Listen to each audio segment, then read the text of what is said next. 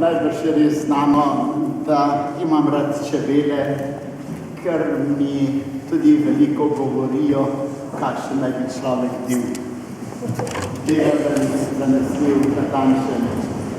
In na kapitlu Škofijskem vrtu so mi postavili čebonak kot vabo in med drugim pa sem potem panje dal, oziroma je katehistina in gospodinja poslikala z vsemi cerkvami, kjer sem deloval. In med drugim je tudi Brezoška cerkev na enem panju upodobljena, vendar je ta veliko lepše, veliko popolnejše. Hvala vam za vašo pozornost, vendar moram reči, Bogu gre vsa čast in slava. Jaz jo nisem pravzaprav vreden in kolikor me razveseljuje predvsem to, če mi je uspelo v kakšni stvari uresničevati Božjo voljo.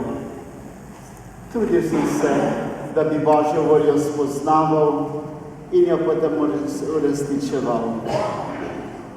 No, se vam zahvaljujem za to izredno pozornost, dobrohotnost gospodu župniku, ki je vse to organiziral.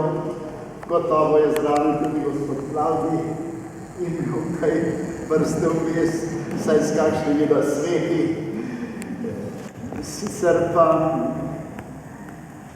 moram priznati, da nekako živim z vsemi temi ljudmi, s katerimi sem se srečeval.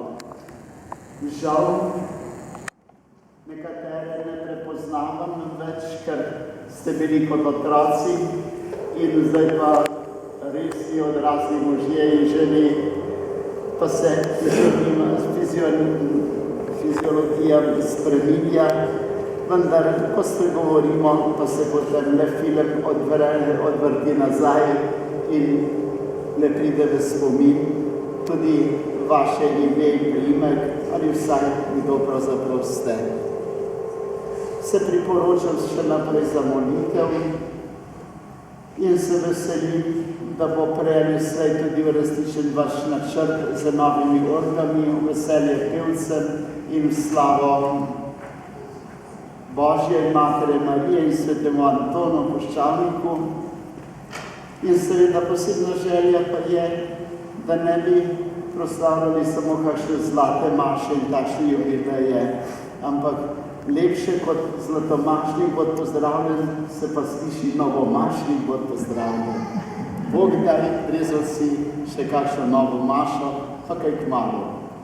Hvala vam.